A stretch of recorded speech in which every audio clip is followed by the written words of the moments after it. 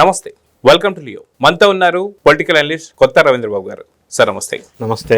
ఇప్పుడు ఎక్కడ చూసినా సరే రెండు రకాల చర్చలు నడుస్తున్నాయి.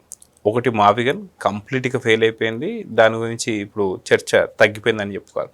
కానీ అనూహ్యంగా చాలా పెద్ద ఎత్తున చర్చ ఏం నడుస్తుంది అంటే, ఎవరైతే వ్యవసాయ శాఖ మంత్రి అయినటువంటి ఒక అచ్చెన్నాయుడు గారు మొన్న ప్రెస్ మీట్ పెట్టి మాట్లాడుతూ వైఎస్ రాజశేఖర రెడ్డి గారి మరణంతో, అదేవిధంగా వైఎస్ వివేకానంద రెడ్డి గారి హత్యతో ఒకే ఒక వ్యక్తి లాభపడ్డాడు, అది వైఎస్ జగన్మోహన్ రెడ్డి అని చెప్పడం. ఇది నేను కాదు, గతంలో బొత్స గారు కూడా చెప్పారని చెప్పేసి అనడం. ఇప్పుడు బొత్స గారికి సంబంధించి పాత వీడియోలు అన్నీ కూడా వైరల్ అవుతూ రాజశేఖర రెడ్డి గారిని ఏమన్నాడు, జగన్మోహన్ రెడ్డి గారు నిజంగా హత్యకు సంబంధించి నాకు ఆయన మీద అనుమానం లేదని చెప్పడం, ఇలాంటివన్నీ కూడా వస్తున్నాయి. వాస్తవానికి జగన్మోహన్ రెడ్డి రాజశేఖర రెడ్డి గారి మరణంతో, వైఎస్ వివేకానంద రెడ్డి గారి మరణంతో ఏం లాభపడ్డాడు, ఎలా లాభపడ్డాడు, ఎందుకు లాభపడ్డాడు అంటే ఏం చెప్తారు? బోర్ను ఏడ్చిన Botsa.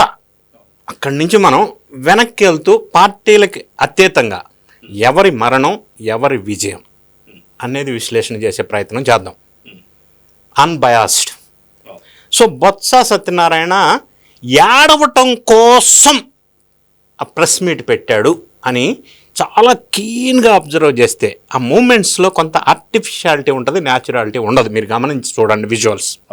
All of a sudden ఏడవాలి అని ఏడిచాడు. అయితే ఎందుకు ఏడ్చాడు? అచ్చెన్నాయుడు గారు మాట్లాడిన మాటల వల్ల ఏడ్చాడు. అచ్చెన్నాయుడు గారు ఏమన్నారు? గతంలో అసలు మనం ఇంకా వెనక్కి వెళ్ళాల్సి వస్తే వైఎస్ రాజశేఖర రెడ్డి గారు ముఖ్యమంత్రిగా ఉన్న కాలంలో ఉమ్మడి ఆంధ్రప్రదేశ్ 2009లో ఆయన హఠాత్ మరణం. అప్పట్లో సీనియర్ బొత్స సత్యనారాయణ మంత్రివర్యులు. సరే, ఆయన హఠాత్ మరణం తర్వాత ఈయన ముఖ్యమంత్రి పదవి ఆశించాడు, తప్పేం లేదు, సీనియరు లాయల్గా ఉన్నటువంటి వ్యక్తి. సంహవ్ పార్టీ అధిష్టానం ముఖ్యమంత్రి పదవి ఇవ్వలేదు, కానీ పిసిసి అధ్యక్షుడు పదవి ఇచ్చింది.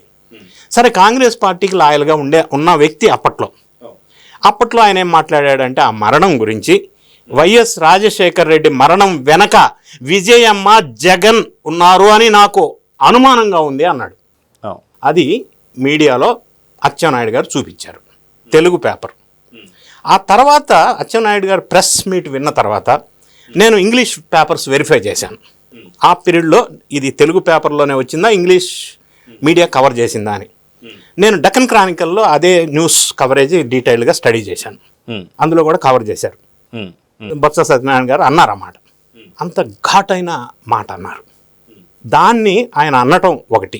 రెండోది, ఇంకొకటి సైడ్ ఆలోచించినట్టయితే, బొత్స సత్యనారాయణ వైఎస్ రాజశేఖర రెడ్డిని ఉద్దేశించి 365 days బ్రాందీ తాగుతూనే ఉంటాడు ఆయన అని అన్నాడు.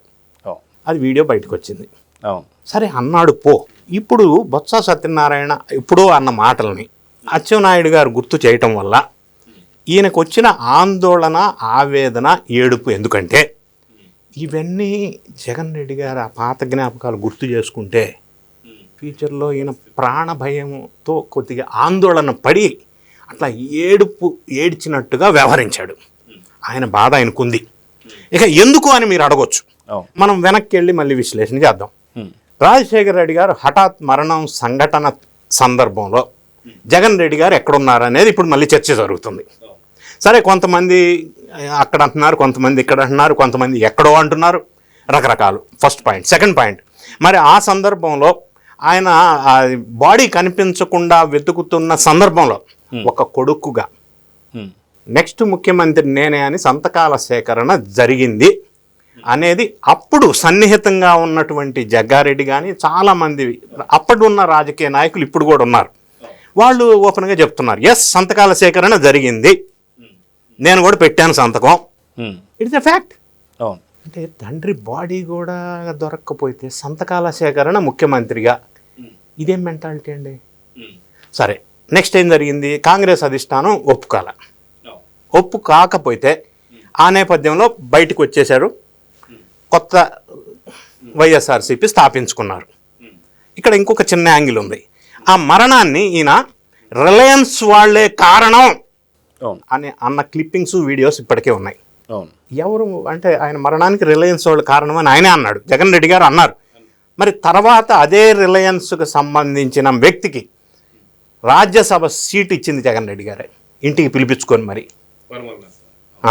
నత్వాని. మరి అప్పుడు రిలయన్స్ దుకాణాల మీద దాడి చేయించాడు ఈయనే. మరి మళ్ళీ ఆ వ్యక్తికి మళ్ళీ సీట్ ఇవ్వటం ఏంటి? ఇదేంటి? కొడుకు కదా రాజశేఖర రెడ్డికినా? ఏదో అర్థం కాని అంశం. సరే, నెక్స్ట్. అప్పుడు జగన్ రెడ్డి గారు ఫస్ట్ ఎలక్షన్లో కాంటెస్ట్ చేసిన సందర్భంలో తండ్రి లేని పిల్లోడిని ఆయన కంటే గొప్పగా చేస్తాను అని ప్రజల్లోకి వెళ్ళాడు. తండ్రి చనిపోయినప్పుడు ఉన్నటువంటి సింపతి, ఆ ఓదార్పు యాత్ర, కొడుకుకి అవకాశం ఇద్దాం అన్న ఆలోచన at the point of time ప్రజలు నమ్మారు. 67 సీట్లు ఇచ్చారు. తండ్రి మరణం, వైఎస్ఆర్సీపీ ఆవిర్భావం, 67 సీట్ల విజయం. స్టెప్ 1 ఇది. నెక్స్ట్ స్టెప్ 2కి వద్దాం. నెక్స్ట్ ఎలక్షన్ జరిగింది 2019. 2019లో ఏం జరిగింది? బాబాయిని చంపేశారు. ముందు హార్ట్ అటాక్ అన్నారు, తర్వాత గొడ్డలిపోటు అన్నారు, తర్వాత నారాసుర రక్త చరిత్ర అన్నారు. అన్ని వీళ్ళే అన్నారు. దానిని లబ్ధిగా వాడుకొని ప్రజల్లోకి ఎక్కించడంలో సక్సెస్ అయ్యారు.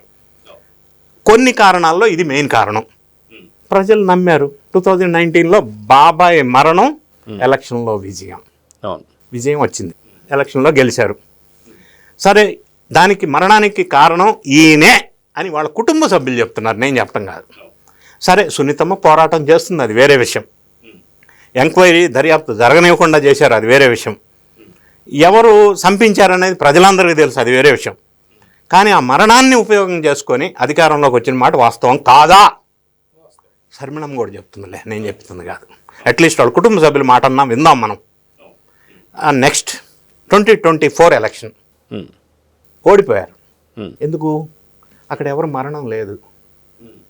కానీ 2024 ఎలక్షన్లో విజయమ్మ ఈ ఈక్వేషన్ గమనించి ముందు జాగ్రత్తగా విదేశాలు వెళ్ళిపోయారు.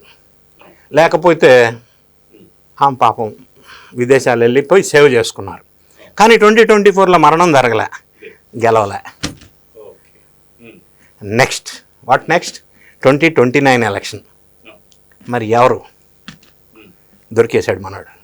తండ్రి సమానులైన 1, కాపు సామాజిక వర్గం 2, సీనియర్ నాయకుడు 3, వివాద రహితుడు 4, ఉత్తరాంధ్రలో ప్రభావం చూపగలిగిన వ్యక్తి 5, 6 ఈ మధ్య గుండెపోటు వచ్చింది, బ్రెయిన్ హ్యామరేజ్ అయింది, అచ్చెన్నాయుడు గారు ఏడిపించాడు.